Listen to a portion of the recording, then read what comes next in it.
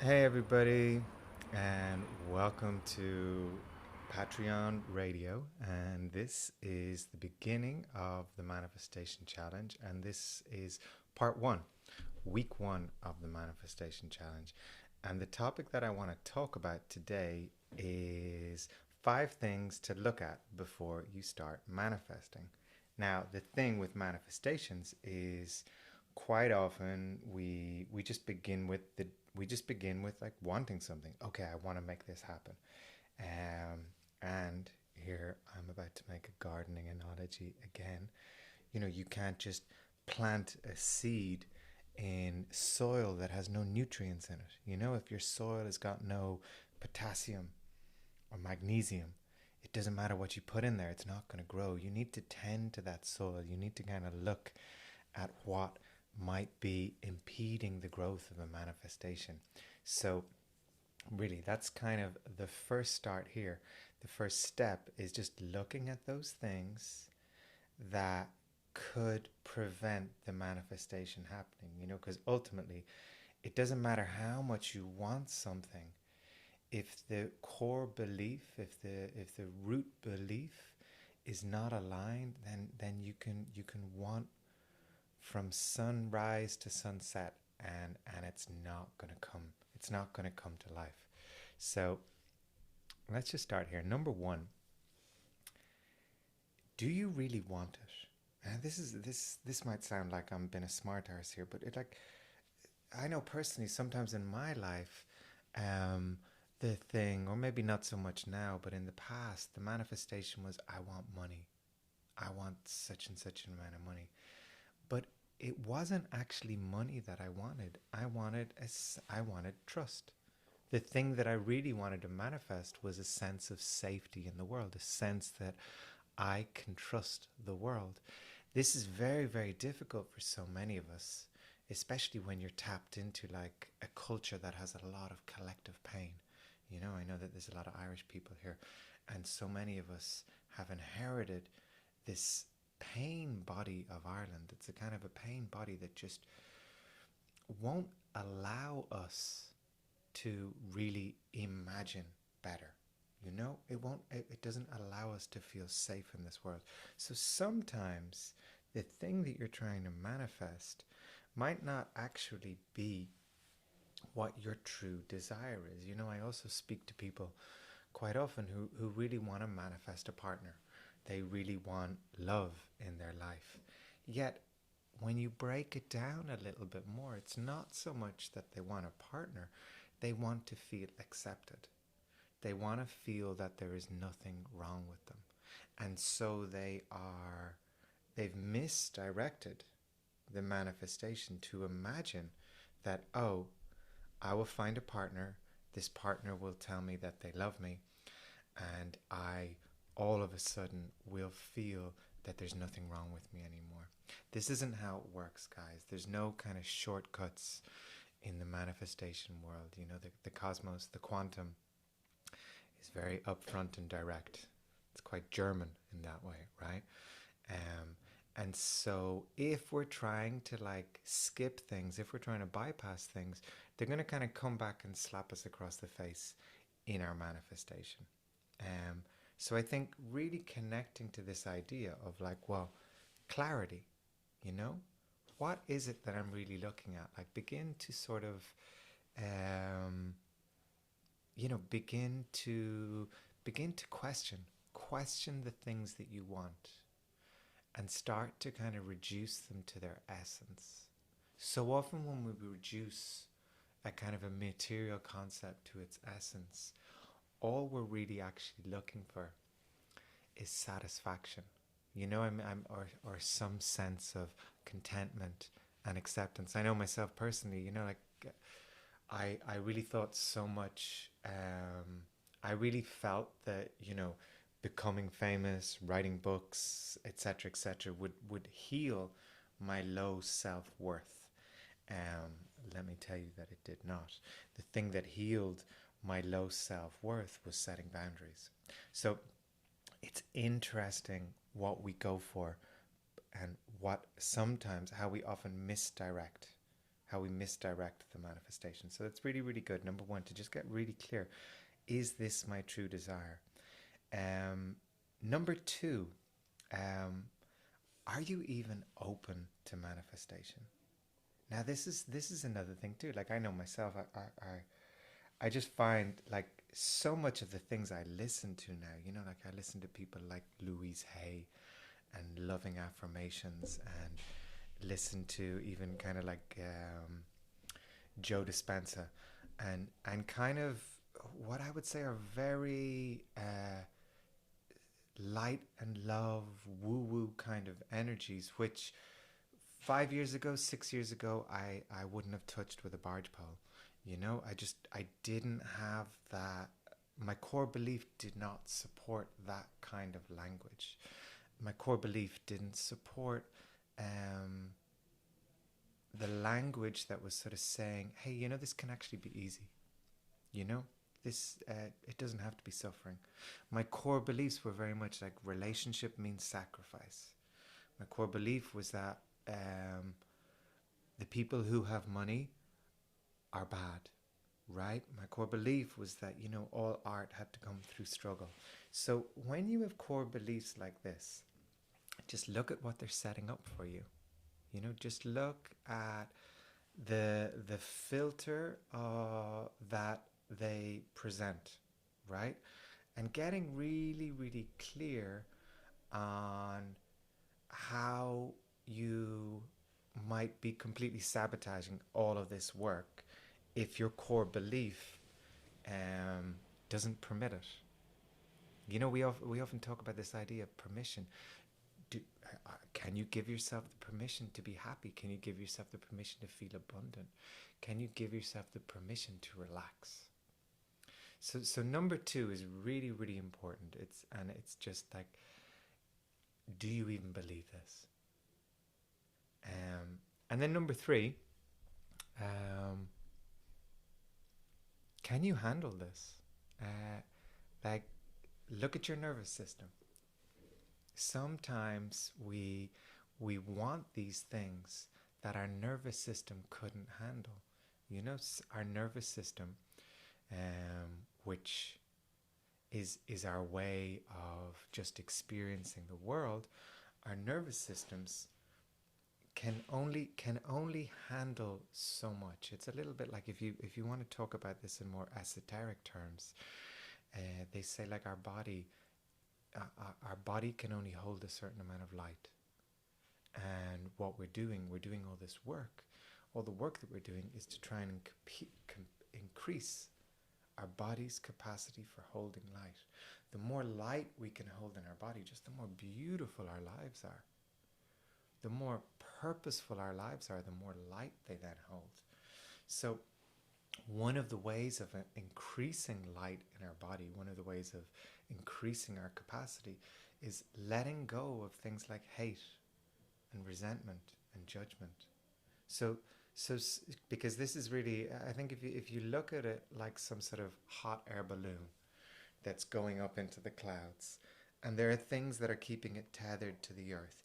You are the hot air balloon, and you want to go up into the clouds. It's fun. That's where you want to be. But the sandbags that are keeping you kind of tethered to the earth are like resentment, hate, jealousy, bitterness. This person did this to me, and I'm not letting them off the hook. All of these sort of dark energies are preventing us from expansion. So that's something to really think about here. Number three, like, can you handle the manifestation? So I know, again, personally, and I'm sorry, all my examples are just going to be me, but there's been occasions where I have thought, okay, I want to manifest this really big thing, and then just realized I'm not ready. There was a few years ago, I wanted to find a space in Ireland and create a meditation center there. And that's what I was trying to manifest. But the reality is, I just wasn't ready. I had to go through a little purging of my own resentment, I had to purge through I had to learn more about boundaries. I think it would have been It would have been a complete disaster if I'd opened a healing center in Ireland, because without the capacity to say no to people, um, it would have just turned into Woodstock.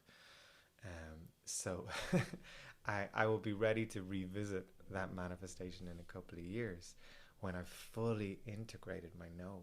So that's something there. It's like, guys, like, can you actually hold the thing you want to manifest?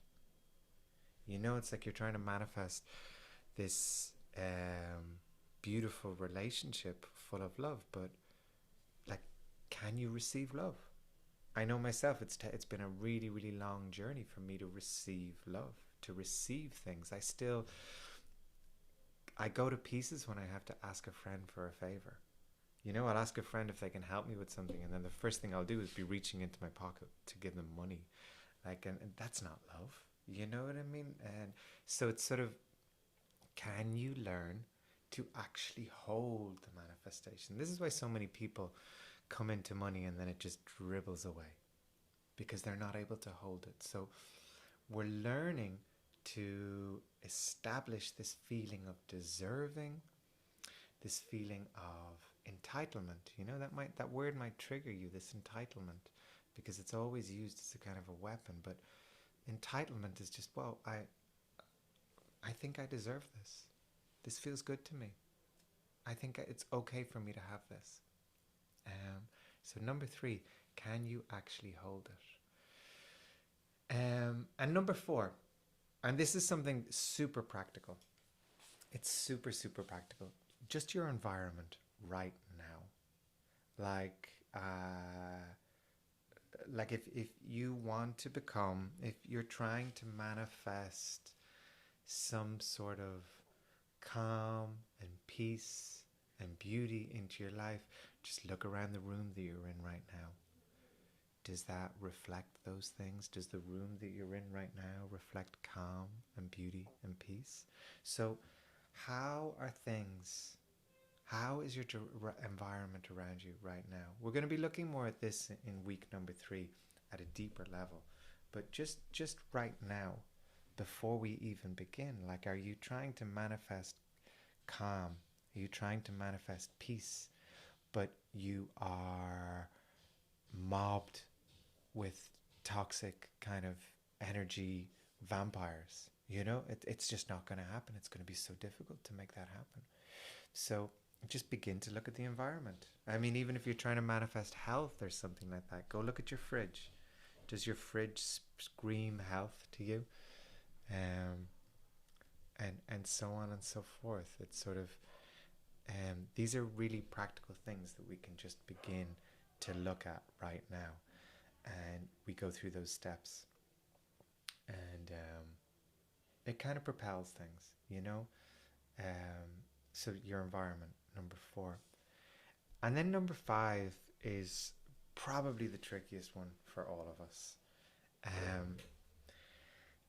Can you stop controlling everything? This is really connected, guys, to the Celtic feminine that we were talking about earlier. It's this sense of just, I trust. I don't need to control. You're not on your own here. You are co-creating.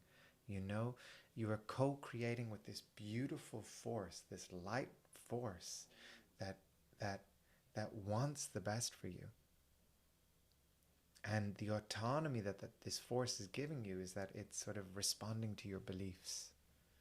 So when you believe a certain thing about yourself, the force, without judgment and without malice, just supplies you with that thing. Another way to look at the force is just the algorithm. You know, it's this sort of, I like to feel it's loving, but it really, it's loving in such a way as it sort of, it responds to your direction, it responds to your belief. And if you can trust, if you can recognize, this is the process. The world is a reflection of me. The more I love myself, the more love I encounter in the world around me. The more I heal the parts of myself, the resentment, the hate, the jealousy, the more I let them go, the less I experience it in the world around me. And this is the process. Yet we come from a fear-based society, and in this fear-based society, everyone operates from this point of control and strategy. It's the masculine, it's structure, it's ticking boxes. The feminine energy, and again, when I talk about these things, I hope it goes without saying at this stage, I'm not talking about men and women. I'm talking about energetic dynamics. I could be talking about yin and yang as well. So the feminine is really about this trusting. It's like knowing. And guys, you can feel that knowing in your body. It's that sort of, hey, I've been here before. This isn't my first rodeo. I've been to this planet in so many different incarnations. My energy, the energy in my body right now and my soul, it's traveled down to me through my ancestors. It's been coming down the line for thousands of years. I'm the accumulation of that wisdom. Get out into nature and feel it. Like I routinely, regularly, like I talk to my ancestors. I seek their counsel. I request their wisdom, and you can do that too. But it's hard to do that because we're controlling, we're micromanaging things. And I think the more you can begin to believe in the things that you cannot see, the things that are not scientifically proven, the things that just you don't want to share with everybody. You know what I mean? The kind of the mad shit that you're just like, oh, I have to select my audience very carefully before I share this information. So, can you release control? That's number 5. Can you release control? Because the releasing of control is the most important part. Your control is your fear.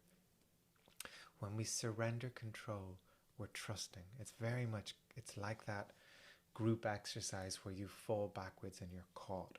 So many of our childhoods were us falling backwards and not getting caught. As kids, we cried out. We wanted things. We were ignored. Our parents were stressed. We weren't caught. We landed on our ass so many times. We have then recreated relationships, recreated work situations where we've fallen back and we've not been caught. What this process is asking you to do once more is to fall back again. Can you release control? Can you fall back? We know it's terrifying. We know it's scary.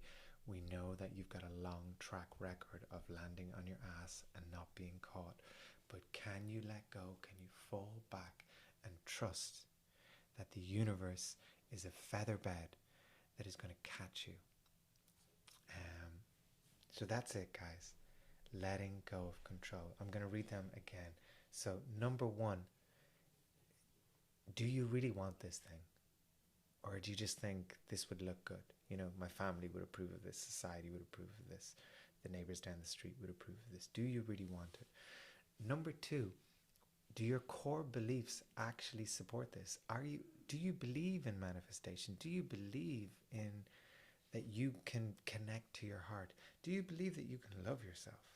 Because if you don't believe that you can love yourself, if you don't believe that money can come easily, if you don't believe that you can make a living by living creatively and making art, then that's something to really work at, because that's going to block all attempts at manifestation.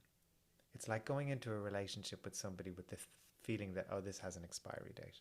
I'm not really into this person. Of course it's not going to work. Number 3, can you actually hold the thing that you want to manifest? Are you able to receive love? Are you able to receive money? Do you feel deserving? Do you feel worth of this? Because if you don't, you're going to reject it. Much like you might reject an eyebrow piercing. Sorry, that was a very 1990s example. And number 4, your environment. Like, look around you right now. Look at the clothes you're wearing. Like look at your attention to your body. Look at the food in your fridge. Look at the room. I mean, this isn't a question of finances. It's a question of care. Look at, say, the people. Like, as you're going through today, as you're going through the next 4 weeks, who are you going to meet? are these people the right environment for you to be going on this magical journey of creation? I know myself, when I am manifesting, I limit my socializing because I want to be more attuned to sensitive energies, and I don't want to be getting pulled out of my center. What do I mean by getting pulled out of my center? When you're with another energy and that energy is maybe not completely at peace in its body, um, you can find yourself overcompensating. You can find yourself getting drawn away from you, maybe even into people pleasing, maybe even into like you might feel some shame, things like this. So it's about like, how can you stay in your center, and how can that environment that is surrounding your center be super supportive? And then number 5, can you trust the process and let go? Can you really learn to just not grip tightly? So often I manifest something and it's flowing. Like just recently bought a caravan for the land that I've bought a piece of land, and bought a kind of this vintage caravan up in France, and drove up to get it in France and brought it back, and it was flowing. Everything was very flowing. We found the caravan online. We looked at the picture. I said, let's already send the money for it. Like, we'll buy it on vibes alone. We sent the guy money. The guy sort of replied and was like, you're sending me money for a caravan that you haven't already seen? And we said, yeah, we like the look of it. And then as we got closer to going there, there was just difficulties getting a car. There was difficulties, just difficulties with communication. All of these things started to become hard. Something that was flowing became solid, and it became solid because I was gripping tighter, and I was losing trust.